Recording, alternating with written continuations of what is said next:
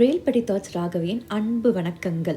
என்ன மக்களே, எப்படி இருக்கீங்க? நான் நல்லா இருக்கேன், நீங்களும் நல்லா இருக்கீங்கன்னு நம்புகிறேன். இன்னைக்கு நம்மளோட 55வது எபிசோடில் நம்ம இருக்கோம். இது வரைக்குமே ரேல்பெட்டி தாட்ஸ் ஜேர்னியில் வந்த அனைத்து நேயர்களுக்கும் லிசனர்ஸ்க்கும் அன்பான நன்றிகள்.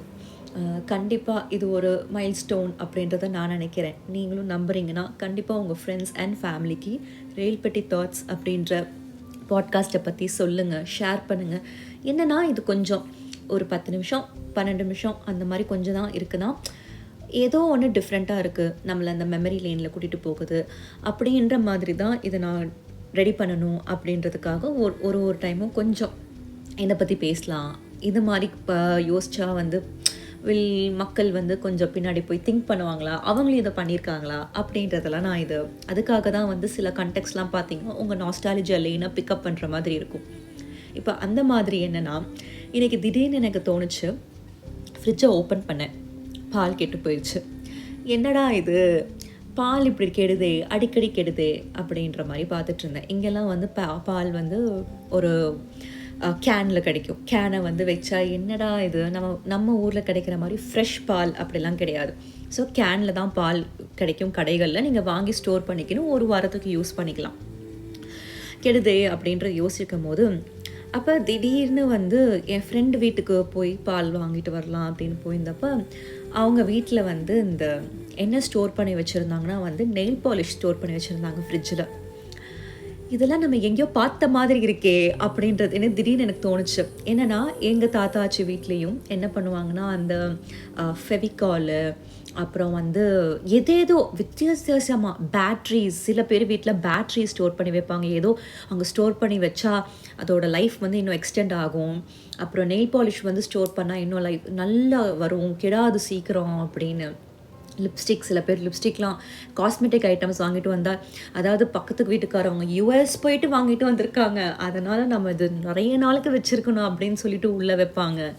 அதுக்கப்புறம் வேறு வியர்ட் ஸ்டெப் உங்களுக்கு இந்த மாதிரி கனெக்ட் ஆகுதா? சில பேர் குங்குமத்தை உள்ளே வைப்பாங்க.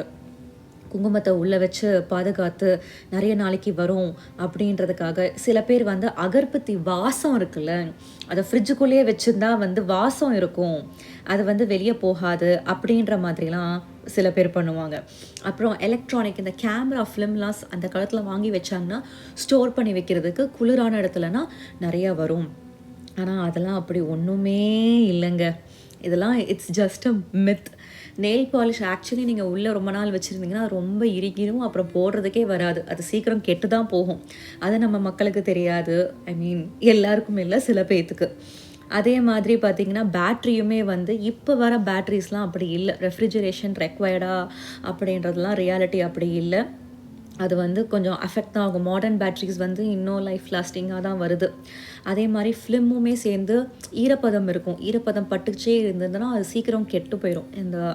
ஸோ இந்த மாதிரி ஐட்டம்ஸ்லாம் வியர்டாக இருக்கும், ஆனால் நம்ம நினச்சே பார்க்க முடியாது. உங்கள் வீட்லேயும் மேபி ஓல்டு ஜென்ரேஷன்லாம் இன்னமும் கூட சில பேர் பண்ணிகிட்ருக்காங்க. வியர்டான ஸ்டஃப்பை நீங்கள் ஃப்ரிட்ஜை ஓப்பன் பண்ணிங்கன்னா சேவ் பண்ணிகிட்ருக்காங்க. இப்போ அதனால் எனக்கு என்ன தோணுச்சுன்னா, சரி ஃபர்ஸ்ட் ஆஃப் ஆல் எதுக்கு என்ன மாதிரி ஐட்டம்லாம் நம்ம ஃப்ரிட்ஜில் ஸ்டோர் பண்ணணும் அப்படின்றத நம்மளுக்கு ஒரு பேசிக் அண்டர்ஸ்டாண்டிங் வேணும் அப்படின்றதுக்காக நான் படிச்சுட்ருந்தேன். எனக்கு கொடுத்த டிப்ஸை இன்றைக்கி உங்களுக்கு ஷேர் பண்ணலாம் அப்படின்றத நான் நினச்சேன். ஏன்னா நம்ம எத்தனை பேருக்கு ஃப்ரிட்ஜ்லேயுமே standard temperature all across the fridge இருக்காதுங்க. டிஃப்ரெண்ட் டெம்பரேச்சர் செட் பண்ணியிருப்பாங்க to store different kind of food items. So அதை பற்றி கொஞ்சம் பகிர்ந்துக்கலாம் அப்படின்றது.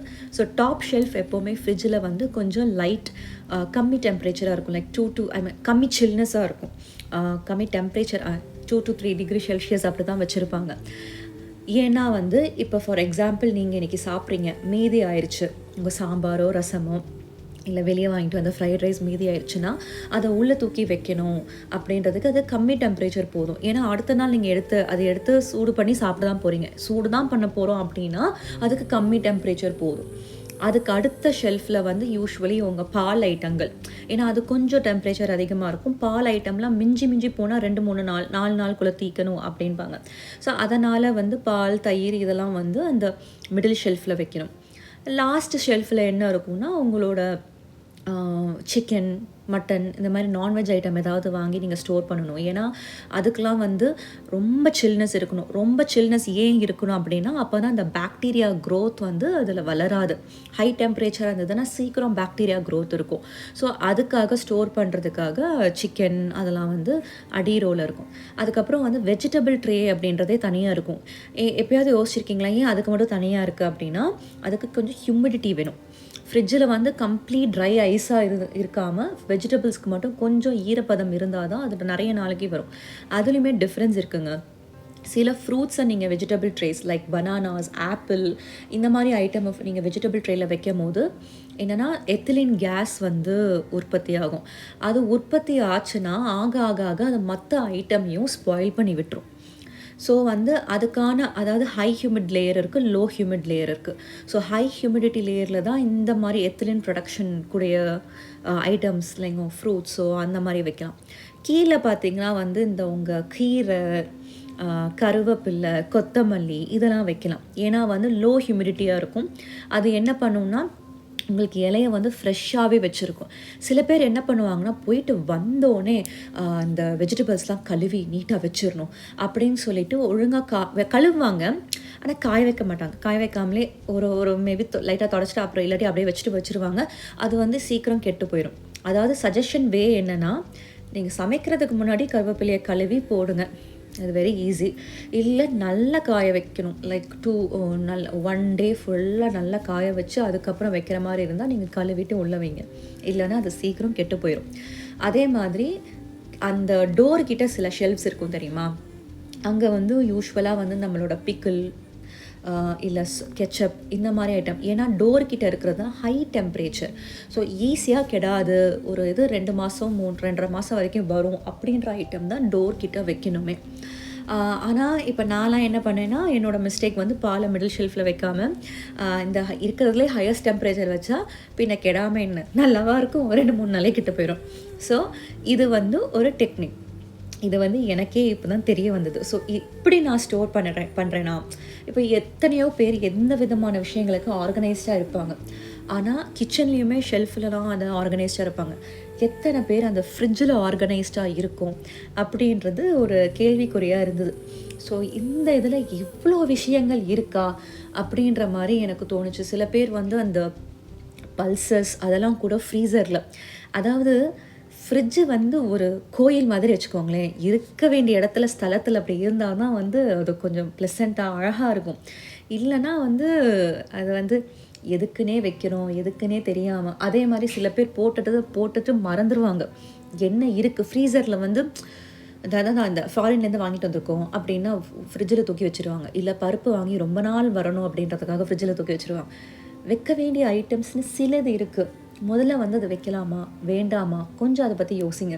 ஏன்னா ஓகே, சில பேர் இன்னமும் என்ன ஃபாலோ பண்ணுறாங்கன்னா, எங்கள் வீட்டில் அவங்க வச்சாங்க அதனால் நான் வச்சுக்கிட்டே இருக்கேன், எங்கள் தாத்தா அப்படிலாம் வச்சாங்க அதனால் நான் வைக்கிறேன். ஃபெவிகால் கம்மெல்லாம் இன்னும் சில பேர் உள்ளே வச்சுருப்பாங்கங்க.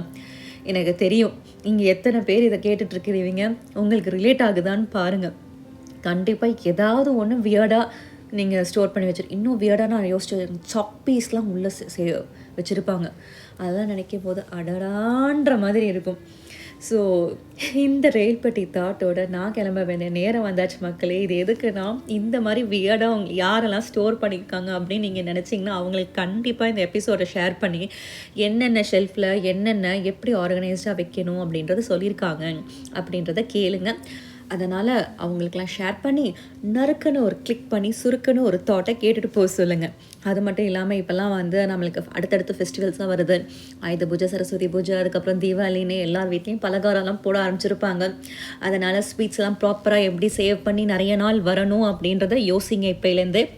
இதை வந்து முறுக்கு சாப்பிட்டுட்டே நீங்கள் கேட்டுட்டு இருந்தாலும் நறுக்குன்னு ஒரு கடி சுருக்குன்னு ஒரு தாட்டை கேட்டுட்டு உங்கள் ஃப்ரெண்ட்ஸ் அண்ட் ஃபேமிலிக்கு ஷேர் பண்ணுங்கள் மக்களே. இத்தோட நான் கிளம்ப வேண்டிய நேரம் வந்தாச்சு. உங்களை அடுத்த வாரம் சந்திக்கிறேன் ஒரு புது ரயில் பெட்டி தாட்டோட. டாட்டா.